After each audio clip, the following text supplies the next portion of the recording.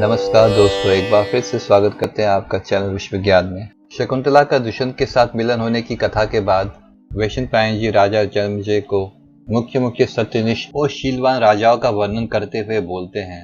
जन्मेजय, अब मैं भरत, कुरु, पुरु आदि के वंशों का वर्णन करता हूँ। ये बड़ा ही पवित्र और कल्याणकारी है। अलग अलग ग्रंथों की कथाओं के अनुसार ब्रह्मा जी के दाहिने अंगूठे से उत्पन्न अपने अगले जन्म में दक्ष प्रजापति ही प्रचेतस दक्ष हुए। 10 प्रचेतों द्वारा मरीषा के गर्भ से प्रचेतस दक्ष का जन्म हुआ तथा दक्ष से ये समस्त प्रजाएं उत्पन्न हुई। वह संपूर्ण जगत के पितामह हैं। दक्ष की पत्नी अक्षनी से उनके 10,000 पुत्र हुए जो हरियावास कहलाए। नारद मुनि द्वारा भक्ति और मोक्ष शास्त्र का अध्ययन करके उन्होंने भौतिक संसार को त्याग दिया। इस बात से दक्ष प्रजापति निराश हो गए। उनकी पत्नी वीरिनी से उनके 1000 पुत्र हुए।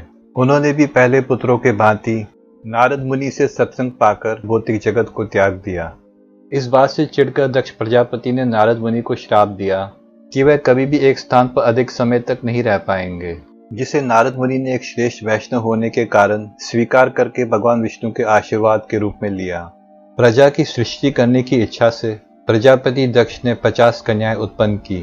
पद्म पुराण के अनुसार ये संख्या 60 बताई जाती है, जिनकी मां का नाम वीरिनी था।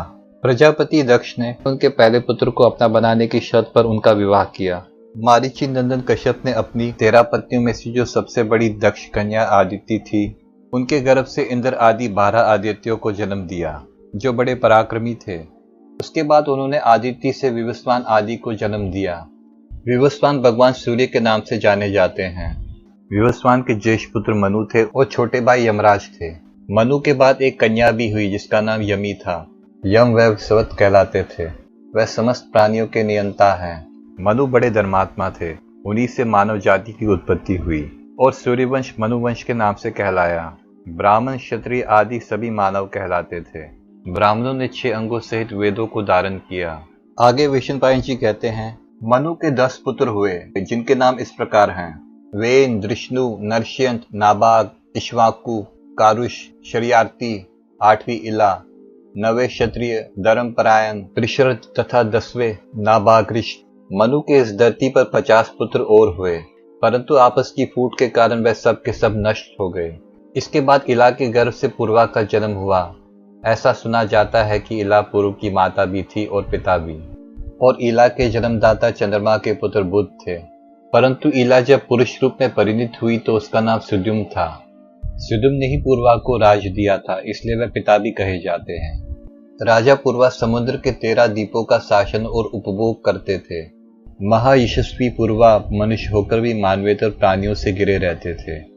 वह अपने बल पराक्रम से उन्मत्त होकर ब्राह्मणों के साथ विवाद करने लगे। बेचारे ब्राह्मण जब चीखते चिल्लाते तो भी वह उनका सारा धन छीन लेते।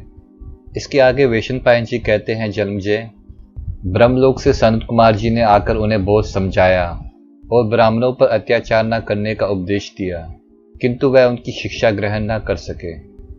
तब क्रोध में भरे हुए महर्षियों ने तत्काल उसे श्राप दिया, जिससे वे नष्ट हो गए। राजा पूर्वा लोभ से अभिभूत थे और बल के गवर्ण में आकर अपनी विवेक शक्ति खो बैठे थे। ये वही पूर्वा थे जो स्वर्ग से 3 प्रकार की अग्नि और उर्वशी अप्सरा को लेकर आए थे। उसके उर्वशी के गर्भ से 6 पुत्र हुए: आयु, धीमान, अमावसु, दृढ़ायु, वनायु और शतायु। उनमें से आयु के सर्वानु कुमारी के गर्भ से उत्पन्न 5 पुत्र बताए जाते हैं: नहुष, वृषशर्मा, रजी, गय तथा अनेना। आयु नंदन नहुष बड़े बुद्धिमान और सत्य पराक्रमी थे। उन्होंने धर्म के अनुसार अपने महान राज्य का शासन किया। उनके राज्य में सभी सुखी थे। चोर और लुटेरों का बिल्कुल भय नहीं था।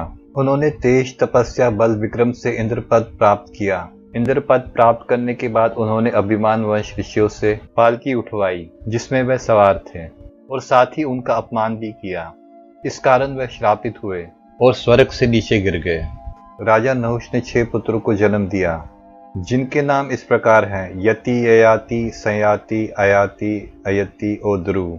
यति योग साधना करके ब्रह्म स्वरूप हो गए, इसलिए नहुष के दूसरे पुत्र ययाति राजा हुए। उन्होंने बहुत से यज्ञ किए और बड़ी भक्ति भाव से देवता, पितर आदि की उपासना करते हुए प्रेम से प्रजा का पालन किया। उनकी 2 पत्नियां थी, देवयानी और शर्मिष्ठा। देवयानी से 2 पुत्र हुए, यदु और तुवर्सु, और शर्मिष्ठा के गर्भ से द्रुहु, अनु और पुरु। इस वीडियो को शेयर करें, लाइक करें। धन्यवाद।